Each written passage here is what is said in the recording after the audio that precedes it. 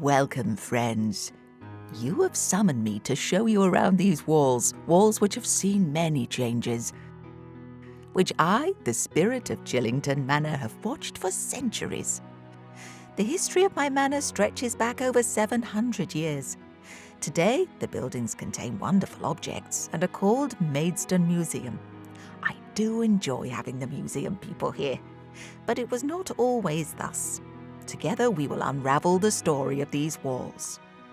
Come, let us take a tour of Chillington Manor through the last century to discover the generosity of local people, to learn of the bombing which damaged walls, and to the first nod to the comfort of ladies.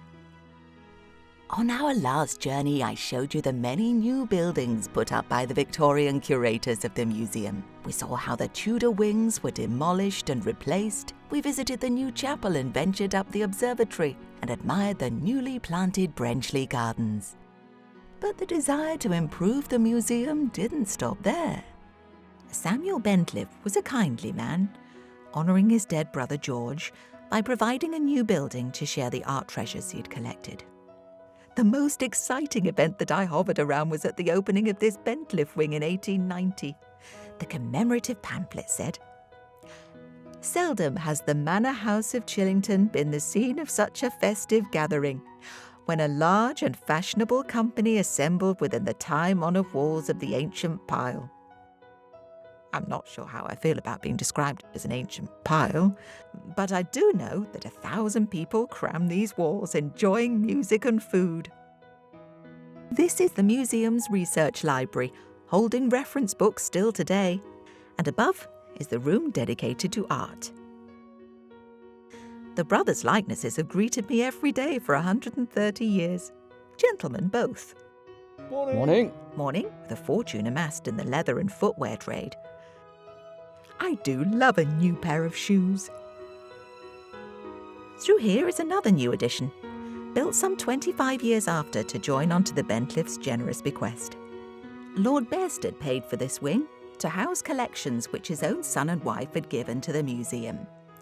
Lady Bearsted had a passion for prints by Baxter, whose new printing process brought about quality art reproduced for the masses, while son Walter's passion was for Japanese art, collected on his travels in that country. How I enjoyed watching the opening ceremony with the Japanese ambassador here, in my manor. And now off we go to the other side of the museum. This way. Keep up. We made it. Another building was added to this western end of the museum in 1899. A new library to hold books of all kinds for all the people of the town to borrow. Novels by Rider Haggard which thrilled, works by Lewis Carroll which puzzled, and the lovely Miss Potter's animal drawings in small books for small hands.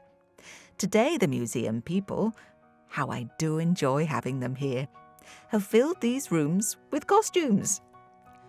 Oh, rather me. And dinosaurs. They are no longer hushed, but ring with visitors' chatter. Hello, Rex. Heavens, I can hear the drone of a plane. Let's wait here while it passes. I have been nervous ever since the day in 1940 when bombs fell all around here. The townspeople know it as Black Friday. I sometimes visit the gallery downstairs to look upon the faces of those who sadly perished.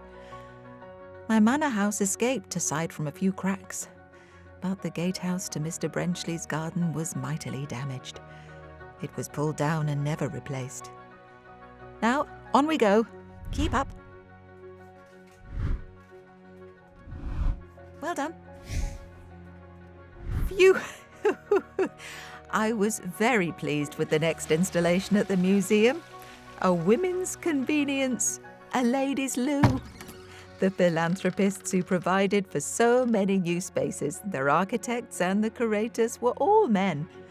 Sadly, our many female visitors could never tarry for any length of time in case nature called.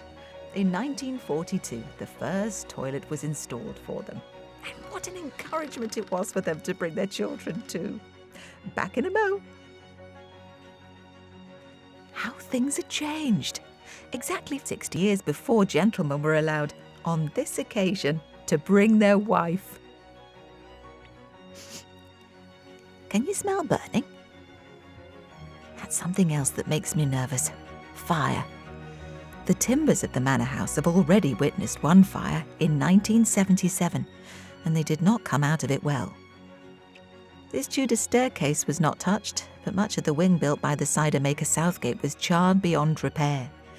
Collections of beetles, butterflies, taxidermy animals and birds also went up in flames. I watched the firemen from on top of the church as they battled to stop the spread. Such a relief that it was contained and sparks did not ignite my long gallery.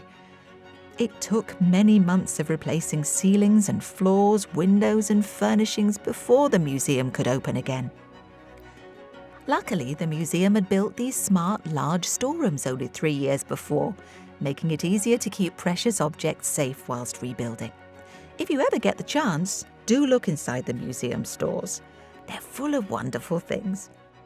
I think the museum people, did I mention how much I enjoy their company? Take tours occasionally. And now to our final destination, the Golden Wing, wrapped around the east side in 2012. Some love it and some hate it, as often happens when the old and new are put together. But I have watched the new replace or add to the old for centuries. The manor house rising from the ground in the reign of Elizabeth I, the estate lands being separated from the manor, the gradual decline in power and wealth, and industry taking over the buildings, then the wonderful transformation into the museum today. I am content that this new Golden Wing gives more space for wonderful things to be shown, and more opportunity for me to be amongst the people of Maidstone. Things will change again, no doubt, and I will be here, watching.